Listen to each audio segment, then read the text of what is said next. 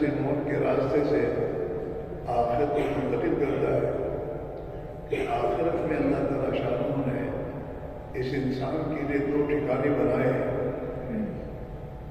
ایک ٹھکانہ جنت ہے اور ایک ٹھکانہ جہنم ہے۔ اور آخرت کی یہ ابدی زندگی میں یہ دو ٹھکانوں کا مدار انسان کے اعمال پر رکھا ہے، اور اس حقیقت کو نبیوں کے ذریعے انسانوں کو سمجھایا ہے۔ ہر زمانے میں نبیوں کو بھیجا گیا انسانوں کی ہدایت اور رہبری کے لیے، اور انسانوں کو اس دھوکے سے نکالنے کے لیے اور آخرت کی ابدی زندگی کی خبر دینے کے لیے کہ دنیا کے انسانوں کو موت جو آئے گی وہ موت ان کے فنا ہونے کے لیے نہیں ہے، بلکہ وہ موت یہاں سے منتقل ہونے کے لیے ہے۔ اور موت کے بعد ایک ابدی زندگی ہے جس زندگی کی کامیابی اصل کامیابی ہے اور جہاں کی ناکامی اصل ناکامی ہے۔ اور اس آخرت کی زندگی کے بننے کا مدار و تعلق اس دنیا کی زندگی سے۔ دنیا میں زندگی گزارنے والے انسان کا ہے، ان کی زندگی گزارنے کے دو ہی راستے ہیں۔ ایک راستہ اپنی منمانی اور جی چاہی زندگی کا راستہ ہے، اور ایک راستہ انبیاء علیہ السلام نے اللہ کی طرف سے جو زندگی گزارنے کا راستہ اور طریقہ دیا جسے دین کہتے ہیں، وہ ایک راستہ ہے۔ اور ہر انسان سے مطالبہ اسی بات کا ہے کہ اپنی جی چاہی زندگی اور من چاہی زندگی اور دنیا کے میں اپنی نظروں سے دھوکے والی زندگی، اس دنیا کو اللہ نے دھوکہ بتایا کہ یہ دھوکہ ہے، لہذا انسان اس دنیا کو اس نگاہ سے دیکھے، اس سے انسان کی زندگی کے بننے کا کوئی تعلق نہیں ہے۔ دنیا کی پوری چیزوں کو اور اسباب کو اللہ نے انسان کے امتحان کے لیے پیدا کیا ہے۔ دنیا کے ملک و مال سے انسان کی زندگی کے بننے بگڑنے یا کامیابی ناکامی کا تعلق نہیں ہے۔ بہت سے ملکوں جن کو خدا نے ملک دیا اور دنیا سے ناکام ہو کے گئے، اور کو اللہ نے مال دیا تھا اور مال دینے کے بعد بھی ناکام ہوا۔ انسان کی کامیابی ناکامی کا تعلق میرے دوستوں دنیا کی چیزوں کے ملنے نہ ملنے کے ساتھ نہیں ہے، بلکہ اس پوری کائنات کے نظام کو اللہ نے جو بنایا ہے وہ امتحان کے انسان کے امتحان کے لیے بنایا ہے۔ اور انسان کی امتحان کیا ہے؟ کون اس دنیا میں اپنی منچاہی زندگی گزارتا ہے اور کون اس دنیا میں رخچاہی زندگی گزارتا ہے۔ انسان کو اللہ نے پیدا کیا ہے اس کی رہبری کے لیے کہ تمہیں دنیا میں کیسے جینا ہے اور کیسے زندگی گزارنی ہے، یہ بتلانے کے اور سمجھانے کے لیے پہلے دن سے نبیوں کو بھیجا اللہ نے۔ بلکہ حضرت آدم علیہ السلام بھی نبی تھے، بلکہ سب یوں سمجھیے اس دنیا کی ابتدائی نبی جو ہوئی ہے۔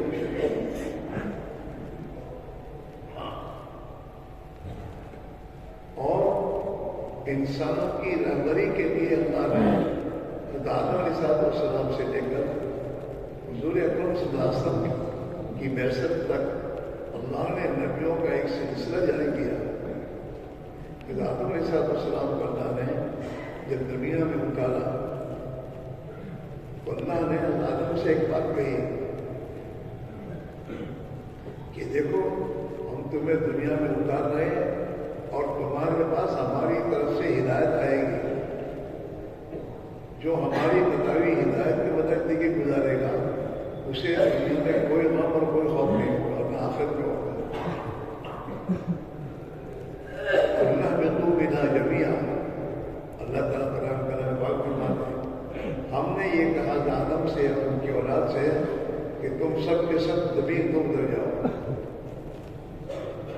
اللہ کے تو بنا جمیا تم سب کے سب جنت کو چھوڑ کر دنیا میں اتر جاؤ. یا کیسا خدا تمہارے پاس میری طرف سے ہدایت آئے گی اور زندگی گزارنے کا طریقہ تمہیں دیا جائے گا. فمن طبیعہ ہدایہ جو میری دی ہوئی ہدایت کے مطابق زندگی گزارے گا اور اس کی پیروی کرے گا فلا خوف علیہم ولا هم يحزنون. تو ان کو نہ دنیا میں کسی چیز کا خوف ہوگا اور نہ غم. آخرت میں بھی نہ کوئی خوف ہوگا نہ غم، بلکہ اس زندگی پر کی وہ اس ہدایت کے مطابق جو بھی میرے بندے زندگی گزاریں گے ہم ان کی دنیا کی زندگی بھی خوشحال بنائیں گے.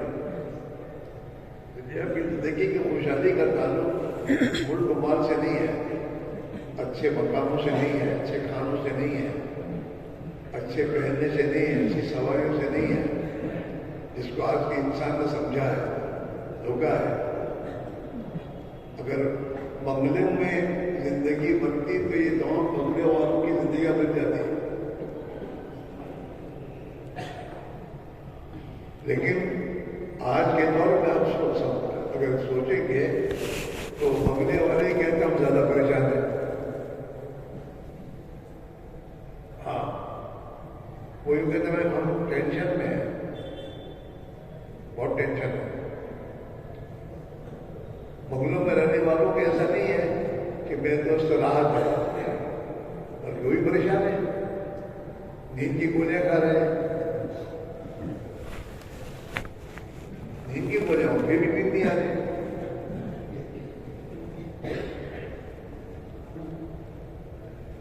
ان کے پاس قسم قسم کے کھانے ہیں لیکن کھانے نہیں کھا سکتے. بیماریاں ایسی لگ گئی ہیں. اللہ کی طرف سے ایسی بیماریاں دی گئی ہیں کہ جن بیماریوں کی وجہ سے وہ اپنے پاس سب کچھ ہوتے کھا نہیں سکتے، پریشان. اور وجہ کیا ہے؟ اللہ تعالیٰ شانوں نے قرآن پاک میں اپنا ضابطہ بیان کیا ہے کہ دنیا میں کون سکون سے چین سے رہے گا اور کون دنیا میں پریشانی اور تنگی کا شکار ہوگا. قرآن پاک میں اللہ نے اس کو بتایا ہے. اللہ کا ضابطہ، ایک ضابطہ تو اللہ کا یہ ہے وَمَنْ عَمِلَ صَالِحًا مِنْ ذَكَرٍ أَوْ أُنْثَىٰ وَهُوَ مُؤْمِنٌ فَلَنُحْيِيَنَّهُ حَيَاةً طَيِّبَةً وَلَنَجْزِيَنَّهُمْ أَجْرَهُمْ بِأَحْسَنِ مَا كَانُوا يَعْمَلُونَ. کہ جو بھی مرد یا عورت دنیا میں اپنے ایمان کو بنا کر اور ایمان حاصل کر کے اپنی زندگی کو اللہ کے حکموں کے مطابق گزاریں گے، ہمارے سارے کے معنی یہی ہیں کہ جو بھی مرد عورت دنیا میں اپنے اعمال والی زندگی اپنے اندر ایمان کو حاصل کرتے ہوئے ایمان کی حالت میں زندگی گزاریں گے، ہم ان کو خوشحال زندگی، پاکیزہ زندگی ضرور دیں گے. تاکید کے ساتھ ہے فَلَنُحْيِيَنَّهُ حَيَاةً طَيِّبَةً، ہم ضرور ضرور انہیں حیات طیبہ پاکیزہ زندگی دیتے رہیں گے. ایک مرتبہ دینے کا وعدہ نہیں ہے، ہمیشہ کا وعدہ ہے. ہاں اس علماء لکھتے ہیں آدمی نیک اعمال جب کرتا ہے اس نیک اعمال کا اثر اسے اکیلے کو نہیں ملے گا بلکہ اس کے ساتھ ساتھ پشتوں تک اس کا اثر رہے گا. اور آدمی جب خدا کو ناراض کرتا ہے، غلام زندگیاں گزارتا ہے تو اس کی نحوست بھی 7 پشتوں تک جاتی ہے.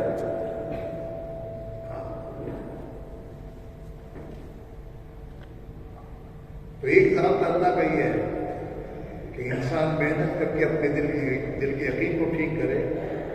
اللہ پر لا الہ الا اللہ محمد رسول اللہ، یہ ایمان کا کلمہ ہے. اور اس ایمان کے کلمے کا تقاضا یہ ہے کہ آدمی اپنے دل سے خدا کے ماں سوا کا یقین نکالے. اس کی نگاہ جو دیکھ رہی ہے اور نگاہ دیکھ کر جو فیصلہ کر رہی ہے میرے پاس مال ہوگا تو میں کامیاب ہو جاؤں گا، یہ یقین غلط ہے. خدا کے ماں سوا کا یقین ہے، اس یقین کو پہلے نکالا. لا الہ الا اللہ. اور ان اللہ کے ذریعے اللہ ہی کی ذات عالی کا یقین دل میں اتارے کہ میری زندگی کے بننے اور بگڑنے کا تعلق اللہ کی ذات سے ہے، اور اللہ کا ضابطہ یہ ہے کہ میں اللہ کی مانوں گا اللہ مجھے کامیاب کرے گا، اور میں اللہ کی نہیں مانوں گا تو میں ناکام ہو جاؤں گا. یہ یقین دل میں اتارنا. لا الہ الا اللہ میں پہلا مطالبہ تو یہ کہ تم آنکھوں دیکھی جو تم نے آنکھوں سے دیکھ دیکھ کر اپنے دل میں جو باتیں اتاری ہیں، عہدے ہوں گے، مال ہوگا، پیسے ہوں گے، ملک ہوگا تو ہماری زندگی بن جائے گی، یہ غلط یقین تمہارے دل میں اترا، اس کو پہلے نکالو. ہاں. اور ان اللہ کے ذریعے اللہ کی ذات عالی کے یقین دل میں اتارو. یہ کرنے کا مطالبہ ہے. اپنے دل سے خدا کے ماں سوا کا یقین نکالو پہلے، ان کا ڈر اور ان سے زندگی کے بننے کا یقین یہ پہلے نکالو. اور ان اللہ کے ذریعے اپنے دلوں میں ایک اللہ کا خوف اتارو کہ ایک اللہ ہی وہ ذات ہے، اگر اس کی نظر سے ناراض کیا گیا تو میں دنیا میں بھی ناکام ہوں گا اور آخرت میں بھی ناکام ہوں گا. اللہ کے سوا کسی مخلوق کے ہاتھ میں نہ نفع ہے نہ نقصان ہے، نہ عزت ہے نہ ذلت ہے. ایک اللہ ہی کے ہاتھ میں سب کچھ ہے. انسان کی زندگی، موت اور حیات بھی اللہ کے ہاتھ میں ہے. ہاں، وہی مالک ہے. الذی خلق الموت والحیات. اللہ کی ذات وہ ہے جس نے زندگی کو پیدا کیا اور موت کو پیدا کیا. زندگی کون دیتا ہے؟ ایک اللہ دیتا ہے. اور موت کون دیتا ہے؟ ایک اللہ دیتا ہے. جب انسان کی موت و حیات یہ ایک اللہ ہی کے ہاتھ میں ہے تو انسان کی موت و حیات کے بیچ میں جتنی حالت انسان بناتے ہیں، خوشی کے، غمی کے، عزت کے، ذلت کے، تنگی کے، فراخی کے، جتنے بھی حالات آتے ہیں اس حالات کا مالک کون ہے؟ ایک اللہ ہی ہے. وہ کسی اور کے ہاتھ میں نہیں ہے. جب اس کی زندگی کتنی ایک اللہ کے ہاتھ میں ہے اور اس کی موت ایک اللہ کے ہاتھ میں ہے تو موت اور حیات کے درمیان میں جتنے حالات ہیں وہ حالات بھی ایک اللہ ہی کے ہاتھ میں ہے. روزانہ دن ایک اللہ ہی لاتا ہے، سورج کو غروب کرتا ہے ایک اللہ ہی، اور روزانہ اس سورج کو غروب کرتا ہے ایک اللہ ہی. رات کے لانے والا بھی ایک اللہ اور دن کا لانے والا بھی ایک اللہ ہے. تو رات اور دن کے درمیان میں اور جتنے حالات ہیں ان حالات کو لانے والا بھی ایک اللہ ہی ہے. ہاں، ٹھنڈی کون لاتا ہے؟ نہیں لاتا ہے. ہاں، اور جب چاہے تب لے آئے. ایسا نہیں کہ سردی میں لائے. 2 دن پہلے ٹھنڈی کم کی، آج ایک دم ٹھنڈی بڑھ گئی. کون لایا؟ اللہ ہی لایا ہے. اس لیے بھائیوں، قرآن پاک میں اللہ تعالیٰ شاہ نے اعلان کرا اپنے نبی سے، قل اللہم مالک الملک. پیارے نبی یہ فرمائیے، اے اللہ دونوں جہان کا مالک حقیقی، اس دنیا کا مالک بھی ایک اللہ ہے. جن کے ہاتھ میں تم دیکھ رہے ہو ان کی وہ مالک نہیں ہے، وہ تو مالک بنائے گئے. مالک ایک اللہ ہے. جب تک چاہے اللہ مال کسی کے پاس رہنے دے، مال رہتا ہے. اور جب اللہ تعالیٰ اس کے ہاتھ سے مال کو لے کر کسی اور کو دینا چاہتا ہے تو وہ اس کو روک نہیں سکتا. ہاں، حکومت جس کو اللہ چاہے اس کو حکومت ملے گی. یہ سب رپورٹس لیں میرے بھائیوں کہ ان کے ووٹوں سے کامیاب ہوں گے نا، تو اوپر فیصلہ ہے.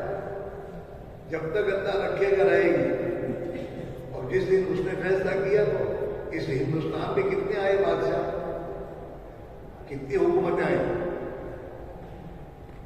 हाँ यही करें। और अल्लाह ताला कुर्सी पर बिछाने के बाद भी जब चाहे तब उतार देता है। आप देखिए, तारीख उठा के देखिए कि आज जो मेरे दोस्तों मुल्क का बादशाह बन के बैठा है और कल को मेरे दोस्तों सारे लोग हालात ऐसे फैसला कर देते। हाँ, रात को मेरे दोस्तों मुल्क का बादशाह बन के बिल्कुल सोया है और सुबह को मेरे दोस्तों उसका घर घेरे में है और मेरे दोस्त उसे जेल में पहुंचाया जाता है। दुनिया का मालिक हकीकी, जमीन और आसमान उसके बीच में जो कुछ है, इसका मालिक हकीकी एक अल्लाह है। जो फरमाई है अपने पैगंबरी, ऐ दौर जहान के मालिक हकीकी, तूतिल मुल्क मन तशा, जिसे चाहे मुल्क दे दे, और तंज़िउल मुल्क मिम्मन तशा, और जिससे चाहे छीन ले, जिसे चाहे आन के आन में मालदार बना दे और जिसको चाहे आन के आन में दोस्तों मुफलिस बना दे। वो बड़ी कुदरत वाला है। तूतिल मुल्क मन तशा और तंज़िउल मुल्क मिम्मन तशा, जिसे चाहे तो मुल्क दे दे और जिससे चाहे मुल्क को छीन ले। और तुइज़्ज़ु मन तशा और तुज़िल्लु मन तशा, जिसे चाहे तो इज्जत दे और जिसे चाहे तो जलील कर दे। वो जलील करने में मुल्क के छीनने का मालिक नहीं है, मुल्क का मालिक बनाकर भी उसी हाल में जलील कर सकता है, करता है। आप देखिए दुनिया में क्या हालात होते हैं। एक आदमी को मेरे दोस्तों कुर्सी पर बिठाने के लिए लोगों ने मेहनत की, कुर्सी पे बिठाया, और जब उसको कुर्सी बिठाया था उसकी वाह करते थे, जाके पहुंचते थे, और कुछ दिनों के बाद वही लोग काले झंडे लेके खड़े होते उसके सामने। जिन्होंने इसे कुर्सी पे बिठाया था वही इसके खिलाफ काले झंडे लेकर खड़े होते हैं। तो इज्जत का मालिक कौन? एक अल्लाह। इज्जत का मालिक कौन? एक अल्लाह। इसके हाथ में अगर इज्जत का मसला होता है, जलील होने की तैयार होता ही नहीं, और नहीं तैयार होता तो मेरे दोस्तों उसे जबरदस्ती उठाते हैं, मजबूर हो जाता है वो मुल्क छोड़ने के लिए और भाग जाता है मुल्क छोड़कर। इतनी इज्जत होती है कि उसे अपने मुल्क पर रहने का मौका नहीं है, और इतना जल्दी किया जाता है कि वहां रहने के बाद फिर वो हुकूमत वाले जबरदस्ती उसको वहां से खींच के लाते हैं, वो जेल में करते हैं।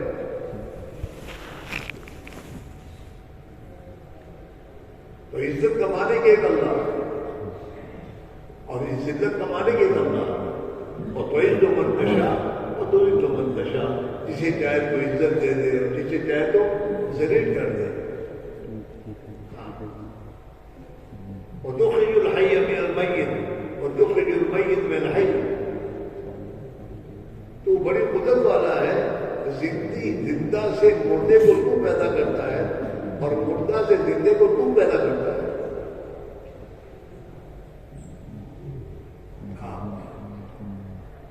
मुर्गी का अंडा जो है वो बेदस मुर्दा है, हरकत इसमें नहीं जान नहीं है, क्योंकि इसी मुर्दा अंडे से अल्लाह ताला जिंदा चूजा अपने मुर्दे से पैदा करता है। रात दिन देखते हैं, और जिंदा मुर्गी से मुर्दा अंडा अल्लाह ही पैदा करता है। जिस अंडे से अल्लाह चूजा बनाता है उसी अंडे को उसी चूजे में से निकालता है, वही मुर्गी बनती है बाद में, और वही पैदा उसी से अंडा अल्लाह देते हैं। तुइज़्ज़ु मन तशा और तुज़िल्लु मन तशा बियदिकल खैर इन्नका अला कुल्लि शैइन क़दीर तूलिजुल लैला फिन-नहार व तूलिजुन नहार फिल-लैल। अल्लाह को इतनी बड़ी कुदरत वाला है कि अंधेरी रात में रोशन दिन को दाखिल करता है। ठंडी में रातें लंबी हो जाती हैं, रातें लंबी 24 घंटे की हैं, ٹھنڈی میں دن چھوٹے ہو جاتے ہیں. رات کو دن میں کون داخل کرتا ہے؟ اللہ ہی کرتا ہے. اور دن کو رات میں داخل کون کرتا ہے؟ ایک اللہ کرتا ہے.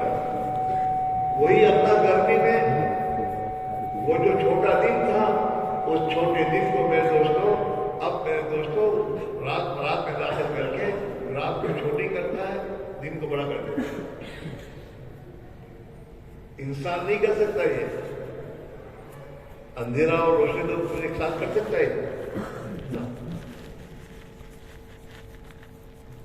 تولج اللیل فی النہار وتولج النہار فی اللیل, کہ تو رات کو دن میں داخل کرتا ہے اور دن میں رات کو داخل کرتا ہے. وتخرج الحی من المیت, تو زندہ کو مردے سے پید نکالتا ہے اور مردے سے زندے کو نکالتا ہے.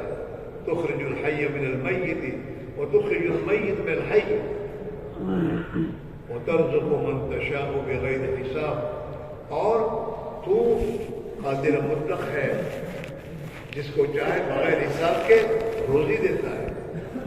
بغیر حساب کی روزی دینے کے معنی جہاں کثرت ہے وہاں یہ بھی ہے کہ بغیر محنت کی روزی دیتا ہے.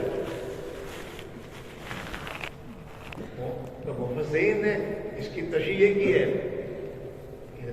کہ بغیر قدیم وجہ دے منتشا, کہ تو بغیر محنت کے اور بغیر تھکنے کے کچھ اسے چاہے اپنی قدرت سے روزی دیتا ہے.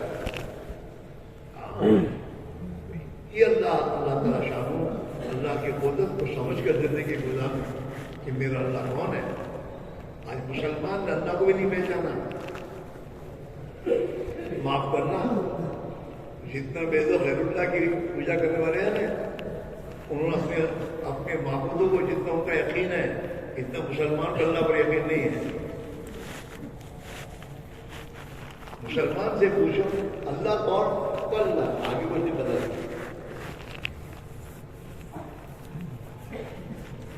اللہ کو نہیں پہچانا. کلمے میں اسی کا تقاضا کہ اللہ کو پہچان. اللہ کون ہے؟ اللہ بڑی قدرت والا ہے. ہاں, ہمیشہ سے ہمیشہ رہے گا. اسی کے ہاتھ میں سب کچھ ہے. پاور ایک اللہ کے ہاتھ میں, کسی اور کے ہاتھ میں نہیں ہے. یہ اللہ کو پہچاننا ہے. اللہ تعالیٰ شانون ہے. قرآن پاک میں اپنی پہچان کروائی. ہاں, اللہ کون اللہ؟ الذی رفع السماوات بغیر عمد ترونہا, کہ اللہ کی ذات وہ ذات ہے جس نے اتنے بڑے آسمان کو بغیر ستون کے اپنی قدرت سے تھام رکھا ہے. کوئی ہے آدمی کہ جو 10 بائی 10 کی چھت کو بغیر لٹکائے اوپر اٹھا دے؟ ارے ہے بولو, میری بات نہیں سمجھ رہے ہو؟ یہاں ہو کہ باہر ہو؟ بیان کرنے نہیں رہتے ہم. یہ تو مذاکرہ ہو رہا ہے. ہم سمجھیں اور سمجھ کے بھی اپنے بارے میں کچھ فیصلہ کریں کہ ہم کہاں جا رہے ہیں.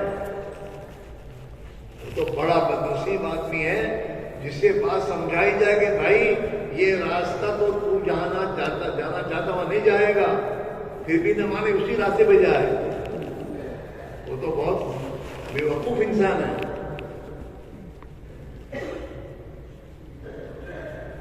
یہ سدا میں حضرت رسول اللہ صلی اللہ علیہ وسلم کو دنیا کے تمام انسانوں کو یہ حقیقت سمجھانے کے لیے بھیجا, اور آپ نے انسانوں کو یہ پوری حقیقت سمجھائی کہ دیکھو یہ خواہشات کا راستہ ہلاکت کا راستہ ہے, تباہی کا راستہ ہے, بربادی کا راستہ ہے. اور اگر تم کامیاب ہونا چاہتے ہو تو اللہ کی طرف سے میں تمہارے پاس ایک راستہ لے کر آیا ہوں, دین اسلام. اس دین اسلام کو زندگی میں اختیار کرو گے, تمہاری دنیا بھی بن جائے گی, تمہاری آخرت بھی بن جائے گی. اس کے بعد بھی آدمی اپنی خواہشات زندگی گزارے گا تو اپنی دعا کرائے گا. دعا کر میں بہت پریشانی کا راستہ تو نے اختیار کیا ہے.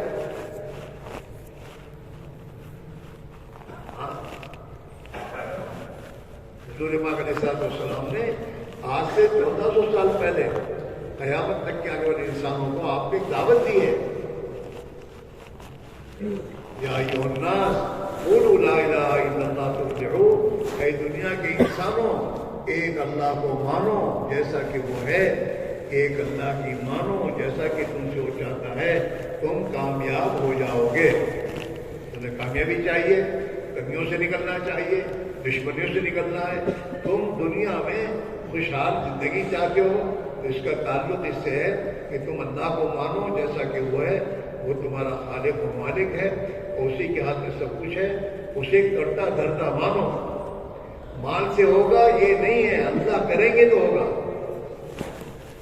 آج ہماری زبان کا بول کیا ہے، مال سے سب کچھ ہوتا ہے، ہمارا مال سے سب کچھ ہوتا ہے۔ اب اس دنیا میں بہت ایسے ہیں جنہوں نے لاکھوں روپے رشوت دی ہے، لیکن ان کے کام نہیں بن رہے۔ ان کے کام ہو جائیں اس کے لیے رشوت نے لاکھوں کروڑ روپے دیے، لیکن اوپر والے نہ دے کہ یقینی نہیں ہونا، تو نہیں ہو رہے۔ مال ہوتے ہوئے بھی تو آدمی کی تو کوئی نہیں ہوتی۔ ہاں، ہمارے گجرات میں ایک دور آیا تھا، اس دور میں دکان والے نے لکھا تھا کھلے پیسے لاؤ، کھلا پیسہ۔ 2 روپے کی چائے 10 کی نوٹ لے کے جاتا کہ نہیں ہے، 2 روپے کھلے لاؤ۔ 10 روپے زیادہ، 2 روپے زیادہ، ارے بولو 10 زیادہ ہے، 10 کی نوٹ لے کے جا رہا ہے، نہیں ہے، 2 کی نوٹ لے کے جاؤ تو چائے مل رہی ہے۔ تو معاشرے کا کام بنتے تو ہو جانا چاہیے، لیکن نہیں بنے۔ نہیں، اللہ کام بنانے پر آئے تو بنیں گے۔ یہ اسباب جو ہمارے ہاتھ میں ہیں، ان اسباب کے ہاتھ میں آنا کافی نہیں ہے۔ ان اسباب کے ساتھ اللہ کی قدرت ہوگی تو کام بنیں گے، ورنہ نہیں بنیں گے۔ فرعون کے پاس حکومت تھا، لشکر تھا، سب تھا، لیکن حفاظت نہیں کر سکا۔ اللہ کی قدرت ساتھ نہیں ہے۔ اللہ کی طرف سے حکم ہے کہ اسے غرق ہونا ہے، تو اس کی پوری فوج کے ساتھ یہ غرق ہوا۔ اور کہاں غرق ہوا؟ جس راستے سے بنی اسرائیل کو اللہ نے نکالا۔ یہ اللہ کی قدرت کا بہت کرشمہ ہے کہ دریا میں ایک راستہ اللہ نے بنایا، اس راستے سے ایک قوم بنی اسرائیل کو خدا نے باہر نکالا، دوسری کو پار کر دیا، اور اسی دریا کے راستے میں فرعون داخل ہوا اور اللہ نے اس کو اسی میں ڈبویا۔ راستہ ایک ہی ہے، ایک کے لیے نجات کا ذریعہ بناؤ، وہی راستہ، اور وہی راستہ ایک کے لیے ہلاکت کا ذریعہ۔ اسی طرح دنیا کی ہر چیز میں 2 رخ ہیں، حکومت، مال، پیسے، کوڑیاں، ٹھیکرے، ڈگریاں، یہ جتنی چیزیں ہیں اس میں 2 رخ ہیں۔ ہاں، اللہ کسی سے چاہے کامیاب ہوگا، اللہ اس سے چاہے ناکام ہوگا۔ مال ہوتے ہوئے ناکام ہو جائے گا، حکومت ہوتے ناکام ہو جائے گا، ڈگری ہوتے ہوئے بھی پریشانی کا شکار ہو جائے گا، بڑی سے بڑی ڈگریاں ہو جائے گا۔ ڈگریوں سے کام نہیں بنتا، ڈگریوں سے اللہ کام بنائیں گے تو بنے گا۔ حکومت سے کام نہیں بنتے، حکومت سے اللہ کام بنائے گا تو بنے گا۔ آدمی اپنی طاقت کی کمر پر زندگی گزارتا ہے، یہ کب تک؟ جب تک اللہ نے ڈھیل دیا وہاں تک، اور جس دن اللہ نے رسی کھینچی اس کی طاقت وہی رہ جاتی ہے۔ ہاں، کچھ نہیں ہوتا۔ یہ اندر یقین آنا چاہیے کہ دنیا کی چیزیں میرے پاس ہونا کافی نہیں ہے، ان چیزوں کے ساتھ اللہ کی قدرت ہوگی تو میرے کام بنیں گے۔ لا الہ الا اللہ، اللہ ہی سب کچھ کرنے والے ہیں، اور اللہ کے کرنے کا ضابطہ محمد رسول اللہ ہے۔ حضرت صلی اللہ علیہ وسلم نے انسانوں کو کوئی ایک ہی بات بتائی ہے، اللہ کو مانو اور اللہ کی مانو، یعنی اللہ کے احکام۔ اللہ نے دنیا میں زندگی گزارنے کے احکام اتارے ہیں۔ قرآن پاک کیا ہے؟ قرآن پاک یہ اللہ کے احکام کی کتاب ہے کہ انسان کو کس حال میں کیا کرنا ہے۔ یہ حکم اللہ نے قرآن پاک میں اپنے بندوں پر اتارے ہیں، اور ان احکام پر زندگی گزارنے کا حضور پاک صاحب نے دعوت دی ہے، اور ان حکموں پر کیسے جو اللہ کا حکم ہے اسے چلنے کا کیا راستہ؟ کہ محمد رسول اللہ ہے کہ حضور پاک علیہ السلام نے اللہ کی طرف سے ان حکموں کو پورا کرنے کا طریقہ بتایا. وہ زندگی کے ہر شعبے میں دو باتیں ہوں گی، اللہ کا حکم، نبی کا طریقہ. یہ دو چیزیں جس چیز میں آ جائے گی اللہ کی قدرت انسان کے ساتھ ہو جائے گی اور اللہ اپنی قدرت سے انسان کو کامیاب کر دے گا. بات سمجھ میں آ رہی نہیں آ رہی؟ یہ تبلیغ میں سمجھایا جا رہا ہے کہ بھائی ادھر ادھر مارے پھرنے کے بجائے نبی کی بات پر آ جاؤ، اللہ کے حکموں پر زندگی لے آؤ اور نبی کے طریقوں پر زندگی کو لے آؤ اور اللہ کو راضی کر لو، تمہاری تمام پریشانیاں دور ہو جائیں گی اور تمہیں خدا عزت کی زندگی دے گا اور تنگیوں سے نکل جاؤ گے، آپس کی دشمنیوں سے نکل جاؤ گے اور دنیا میں سلامتی کی زندگی حاصل کر لو گے. اللہ تمہیں سلامتی دے گا اور اللہ تمہیں دشمنیوں سے نکال کر اللہ تعالیٰ تمہارے دلوں میں محبتیں ڈال دے گا اور تمہارے دلوں میں ایک دوسرے کی خیر خواہی اور ہمدردی ڈال دے گا. دنیا میں خیر و برکت کے دروازے کھول دے گا. ہاں، اور دنیا میں اللہ تمہیں عزت دے کر موت کے بعد ہمیشہ کی عزت کی زندگی جنت میں خدا پہنچا دے گا. وہ ایک زندگی ہے، اس زندگی کو سیکھنا اور اس زندگی کو اپنے اندر لانا، یہ ہے تبلیغ کا نچوڑ. لیکن وہ زندگی پر چلنا آسان کیسے ہوگا؟ تو آسان ہو اس کے لیے ایمان ہے کہ ایمان سیکھو، ایمان پر محنت کرو اور ایمان پر محنت کر کے دل کی گہرائی میں اس کلمے کو اتارو.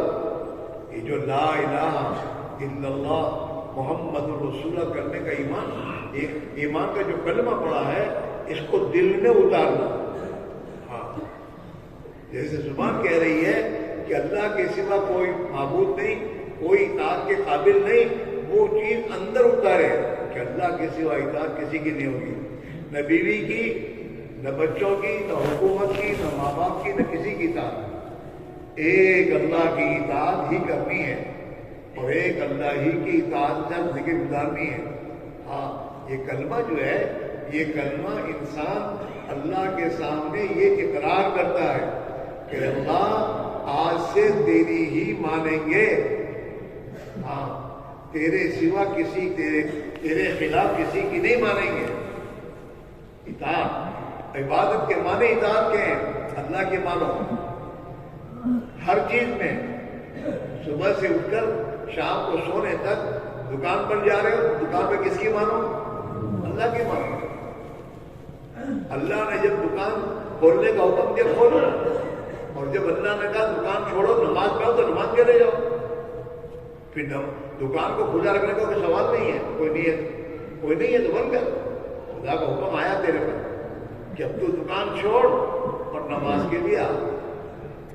اللہ نے دکان کو حکم دیا کہ سچائی کے ساتھ دکان کاروبار کر، امانت داری کے ساتھ کاروبار کر، تولنا اور ناپنا برابر دے، برابر.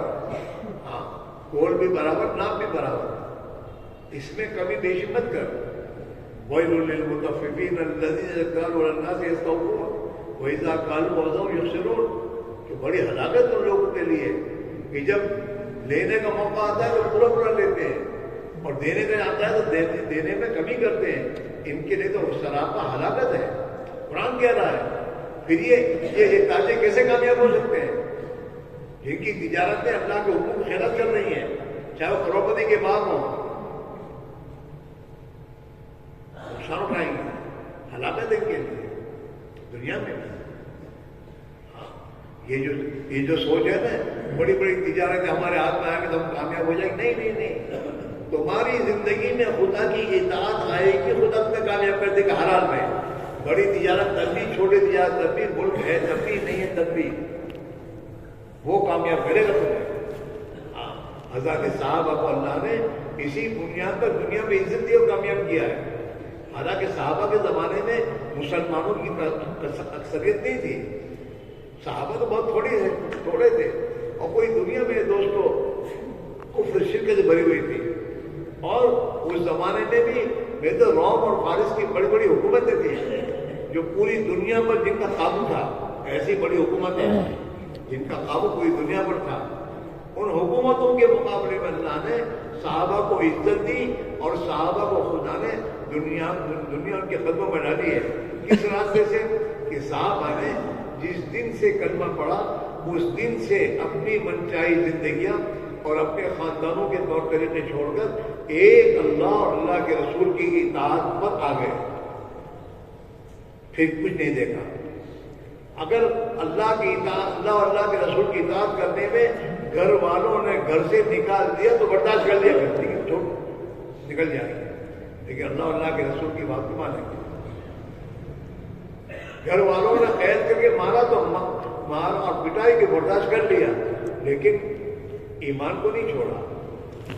اسی تو جگہ اور پھر اللہ کا دین آیا، قرآن جو اترتا گیا اس کو زندگی میں اختیار کرتے چلے گئے اور اللہ کی اطاعت کے ساتھ دنیا میں چلے. اللہ نے انہیں دنیا میں عزت دے دی اور دنیا کو ان کے قدموں میں ڈالا. اور دنیا کی بڑی بڑی دو حکومتیں، طاقتیں، خدا نے ان کو ان کے مقابلے میں زیر کیا اور ان کی چلائی اللہ نے. صحابہ جو لے کر آئے وہ چلا دنیا میں، یعنی ایمانی زندگی چلی. دنیا سے ظلم ختم ہوا. ان لوگوں کی حکومت ظلم کی بنیاد پر تھی. صحابہ کے آنے کے بعد وہ ظلم ختم ہوا. عدل و انصاف دنیا میں زندہ ہوا اور دنیا میں بھائی چارگی آئی اور ایک دوسرے کی خیرخواہی کے جذبے آئے اور حیا اور شرم، عفت، پاک دامانی زندگی دنیا میں زندہ ہوئی اور انسان سلامتی کی زندگی گزارنے والا بنا. سلامتی جو صحابہ چاہتے تھے وہ دنیا میں چلا. روم اور فارس جو چاہتے وہ نہیں چلا. اس کو خدا نے ختم کیا. کیوں؟ کہ صحابہ نے اللہ کی اطاعت کا راستہ اختیار کیا. وَمَن يُطِعِ اللَّهَ وَرَسُولَهُ فَقَدْ فَازَ فَوْزًا عَظِيمًا. جو اللہ اور اللہ کے رسول کی اطاعت کرے گا وہ بڑی کامیابی حاصل کر لے گا. وہ ایسی کامیابی لے گا کہ جو کبھی ختم نہیں ہوگی.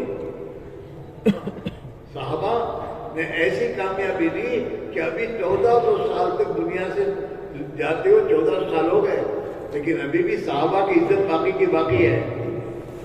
وہ عزت اللہ نے دی. صدیاں گزر گئی وہ عزت نہیں دی. ہاں، اس لیے میرے بھائی میرے عزیز ہو، یہ بات کہی جا رہی ہے ہر مسلمان سے، چاہے وہ مالدار ہو، غریب ہو، مولوی صاحب ہو، غیر مولوی صاحب ہو، ملک کا صدر ہو، منسٹر ہو اور بڑی سے بڑی ڈگریاں حاصل کرنے والا ہو. سب سے ایک بات کہی جا رہی ہے کہ میرے بھائیوں، یہ اپنی جگہ پہ جو کچھ تمہارے پاس اللہ نے دنیا دے رکھی ہے وہ دنیا تمہارے امتحان کے لیے ہے. اس دنیا میں رہ کر تم خوشحال زندگی چاہتے ہو، کامیابی چاہتے ہو، عزت چاہتے ہو تو ایک ہی راستہ ہے کہ اس پوزیشن میں اللہ اور اللہ کے رسول کی اطاعت والی زندگی اختیار کرو.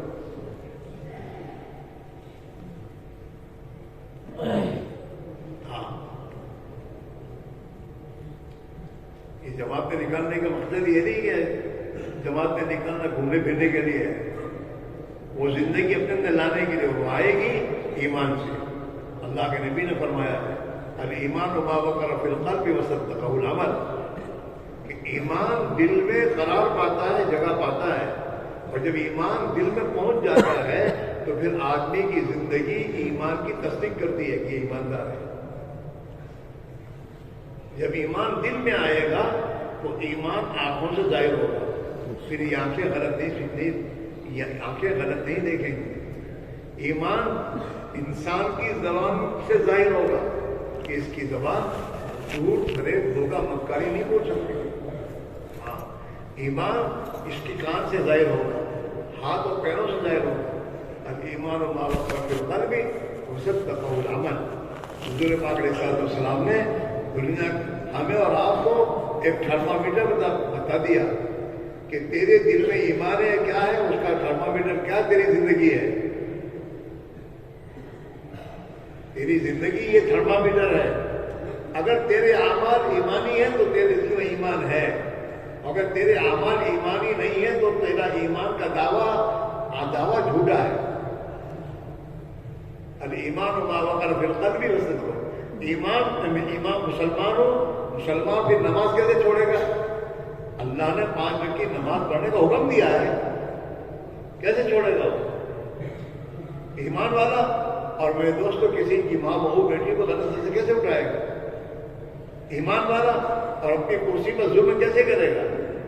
ایمان کا تو تقاضا ہی ہے کہ تو کرسی پر جائے اور تو انصاف زندگی گزار کر اللہ کے بندوں کے ساتھ پیش آ،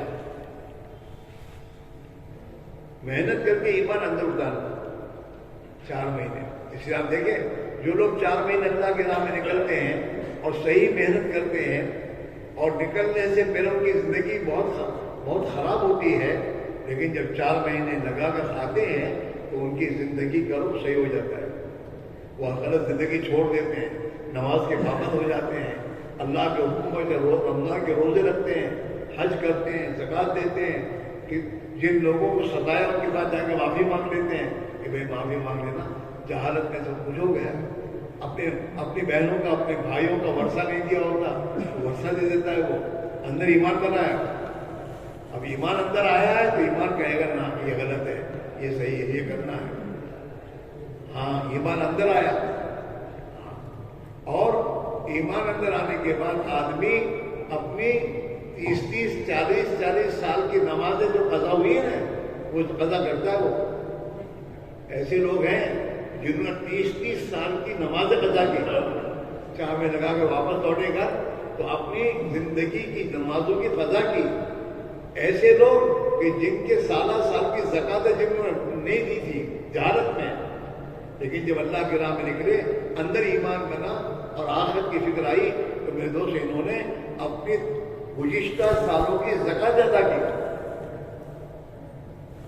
جی ہاں، رشوت خوروں نے رشوت چھوڑ دی، ہاں رشوت چھوڑ دی۔ اس لیے بھائیوں جب ایمان اندر بنے گا تو زندگی سے ایمان ظاہر ہوگا۔ جب ایمان اندر بن جاتا ہے، اب جن لوگوں نے 4 مہینے لگائے، 1 چلہ لگایا اور اس پہ ان کے اندر اتنا ایمان بنا کہ بھائی 5 وقت کی نماز تو پڑھنی چاہیے تو پڑھتے ہو، لیکن ابھی ایمان اتنا نہیں بنا کہ معاملہ صحیح ہو، تو معاملات ان کے صحیح نہیں ہے۔ ابھی انہیں اپنی ایمان پر اور محنت کرنے کی ضرورت ہے کہ ایمان میں اتنی طاقت آئے کہ جو ان کے معاملہ صحیح کر دے۔ انہیں محنت کرنے کی ضرورت اس کی ہے کہ ان کا رہن سہن صحیح ہو جائے۔ ہاں نمازی آدمی ہے لیکن لباس سنت کے مطابق نہیں ہے۔ کیا مطلب؟ ابھی ایمان اتنا نہیں بنا کہ جو اسے اس بات کو سمجھائے کہ یہ تیرا لباس تیرے نبی کے لباس کے خلاف ہے اور تجھے اس کے خلاف سنت کا لباس پہننا چاہیے۔ اور جس کے اندر وہ ایمان بن گیا تو ایسے اسٹوڈنٹ ہم کو ملے انگلینڈ میں کہ جو انگلینڈ میں کالج میں پڑھنے جاتے ہیں تو کالج میں سنت لباس پہن کے جاتے ہیں، امامہ باندھ کے جاتے ہیں کالج میں۔ ہمارے ساتھ ایسا جوان نکلا، میں نے اس سے پوچھا کہ تم کیا کرتے ہو؟ کہ میں کالج میں پڑھتا ہوں۔ میں نے ان کو پوچھا کہ کالج میں جاتے ہو تو اسی لباس میں جاتے ہو؟ ہاں بالکل نہیں، یہی لباس، صافہ باندھ کے، صافہ باندھ کے۔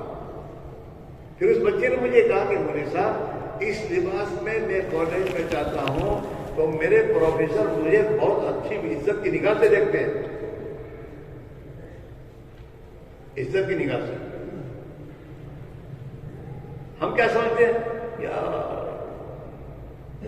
ٹھیک ہے گھر میں مسجد میں ٹھیک ہے، باقی ان کے بیچ میں جائیں گے تو پھر وہی پہن کے جاؤ۔ ہم تو پچرنگی لوگ ہیں، مسلمان آج کل پچرنگی زندگی گزار رہا ہے، بہو روپیہ۔ ہمارے زمانے میں جب چھوٹے بچے تھے ہم، اس زمانے میں ہماری دکانوں کا ایک مانگنے والا آتا تھا مانگنے کے لیے، تو وہ کبھی انسپکٹر کا لباس پہن کے آتا اور کبھی ہجرت بن کے آتا اور کبھی کچھ اور بن کے آتا، اور اس کے پیچھے بچے بھی چلے، وہ بھی تالی بجا بھی جانتے ہیں کہ ایسے آج کے مسلمان کا حال ہے۔ شادی کا لباس الگ، گھر کا لباس الگ، دوستوں کے ساتھ جانے کا لباس الگ، گھومنے جانے کا لباس الگ، پچرنگی ہے۔ ہاں پچرنگی ہے، بہو روپیہ ہے، 100 रुपये की इज्जत होती नहीं कहीं भी। हुकूमत में बैठे 100 रुपया है हुकूमत में, लेकिन 100 रुपया है तो उसकी कौन इज्जत करेगा? मालदार है, बहुत पैसे हैं, बहुत गाड़ियां, लेकिन 100 रुपया है। मौलवी साहब बन के 100 रुपया को इज्जत करता है, मौलवी साहब है, लेकिन लोगों के सामने रूप बदलते रहता है, वो कोई इसकी इज्जत नहीं करते। रहते यार 100 रुपया है,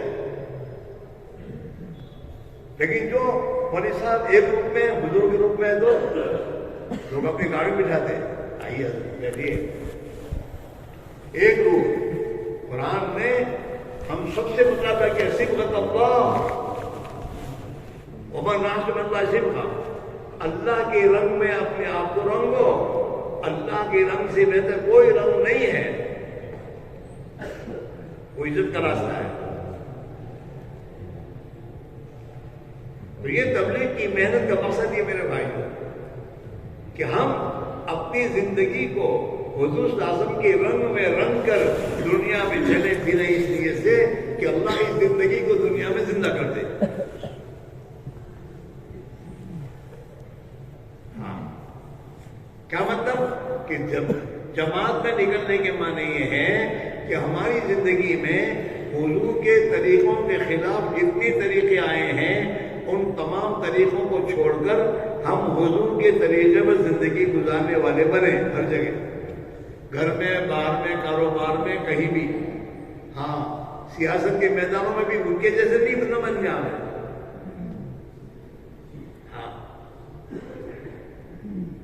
वाना मिनल मुस्लिमीन, मैं तो मुसलमानों में से हूँ, वाना अव्वलुल मुस्लिमीन, पहले मैं मुसलमानों में सब कुछ हूँ। मैं पहले मुसलमान हूँ, फिर मैं स्टूडेंट हूँ, मैं पहले मुसलमान हूँ, फिर मैं ताजिर हूँ, मैं पहले मुसलमान हूँ, फिर मुल्क का सदर हूँ, मैं पहले मुसलमान हूँ, फिर मैं मजदूर हूँ। मुसलमान मजदूर किसी के साथ धोखा नहीं कर सकता। हाँ, ये चीज जिंदगी में लानी है, और इसको लाने के लिए ये मेहनत है कि ईमान पर मेहनत करो, इतनी मेहनत करो कि ईमान अंदर उतर जाए। हज़रत भाई साहब यही फरमाया करते रहमतुल्लाह अलैह कि मैं तुम्हें ये कहता हूँ ईमान को सीखो, जैसे साहबा ने ईमान को सीखा। साहबा फरमाते ताल्लम ईमान, हमने ईमान को सीखा, यानी मेहनत करके दिल में अल्लाह का खौफ इतना उतारा कि अल्लाह के सिवा माँ सिवा का खौफ हमारे दिल में नहीं। कहाँ जा रहे हैं भैया? ए जवान करो, कहाँ जा रहे हो? अरे बैठो यार, कहाँ अभी तुझे पेशाब कर गई यार, वहां लड़का तो डाल रहा है, इधर पेशाब का बहाना करके। दुश्मन साथ है ना।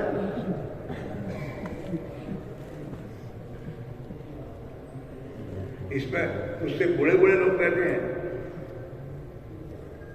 वो शैतान का चक्कर है। दो ने मशवरा किया था आपस में, एक आगे गया, इसके पीछे एक दूसरा गया, जा रहा था, वो बैठ गया। ये शैतान का चक्कर है, किसी अमल में पूरा बैठने देता नहीं। इसलिए मेरे भाई मेरा अजीज हो, हज़रत फरमाते थे मैं तो ये कह रहा हूँ ईमान सीखो, अगर ईमान तुम्हारा 3 दिन में सीख लेते हो तो मुझे क्या हाल है, जाओ घर। और अगर ईमान 4 महीने में नहीं हासिल हुआ तो फिर मत बढ़ाओ, यहां तक कि ईमान सीख के जाओ घर। हमारे ईमान को सीखा, इतना खौफ खुदा दिल में पैदा कर लिया कि जो खौफ खुदा पैदा होने के बाद खुदा की नाफरमानी की हिम्मत नहीं हुई कभी। और अल्लाह की बड़ाई और अजमत दिल में इतनी उतारी कि अल्लाह के सिवा किसी को बड़ा समझना इनकी निगाह से निकल गया कि बड़ा एक अल्लाह है, बस उसी की मानी जाए। आदमी बड़ों की मानता है ना, आदमी बड़ों की, जिसको बड़ा मानता है उसकी मानता है। अल्लाह की बड़ाई दिल में आएगी और अल्लाह के साथ किसी की बड़ाई दिल में बाकी नहीं रहेगी तो आदमी अल्लाह के हुक्म पर ही चलेगा। नहीं, इसके लिए मेहनत चाहिए। 4 महीने आदमी अल्लाह के राह में इसको उतारने के लिए किसी को बोले अल्लाह को बड़ा है, اللہ سے ہونے کو بولے، اللہ سے ہونے کو سوچے، اسی کی دعوت دے، اور پھر اللہ سے محنت کر کے مانگے کہ اللہ جو ایمان تو چاہتا وہ ایمان مجھے دے دے، جو ایمان تو نے صحابہ کو دیا تھا وہ ایمان صحابہ والا ایمان مجھے دے دے، مجھے وہ ایمان چاہیے۔ اے اللہ جو نماز صحابہ پڑھتے تھے تیرے نبی والی نماز، وہ نماز پڑھنا مجھے بھی سکھا دے۔ اب سکھا دے جب کہے گا تو سیکھے گا۔ جماعت میں نکل کر آدمی اپنی نماز کو سیکھے، قرآن کو صحیح کرے۔ قرآن صحیح نہیں ہوگا نماز میں تو نماز صحیح کیسے ہوگی؟ نماز کو سنت کے مطابق پڑھے کہ حضور کی نماز کیسی تھی، سنت نماز کون سی ہے، علماء کے پاس بیٹھ کے سیکھو۔ جماعت میں نکل کر یہ بات نہیں ہے کہ آدمی سیکھے نہیں، سیکھو، ہر وقت خدا کا جو حکم اس کو سیکھو اور علماء سے پوچھو اور پھر اس کے مطابق اپنے آپ کو چلاؤ۔ سیکھنا برائے سیکھنا نہیں، سیکھنا برائے کرنا، مجھے کرنا ہے۔ اب ہم اور آپ مسابقے بہت کرتے ہیں، لیکن کبھی پوچھا کسی مولوی صاحب سے کہ مسابقے کا سنت طریقہ کیا ہے؟ نہیں سیکھا۔ کبھی سیکھا کہ مسابقے کے بعد کی دعا کیا ہے؟ نہیں۔ نماز پڑھتے ہیں، جماعت میں نکل کے نماز پڑھ، لیکن نماز پڑھنے کے بعد کسی عالم دین کے پاس جا کر آپ نے کہا کہ مولوی صاحب صحیح نماز مجھے سکھا دیجیے۔ ہماری اپنی جماعت میں مولوی صاحب ہے، لیکن اس کے بعد بھی ان کے پاس بیٹھ کے آدمی نماز صحیح نہیں کرتا۔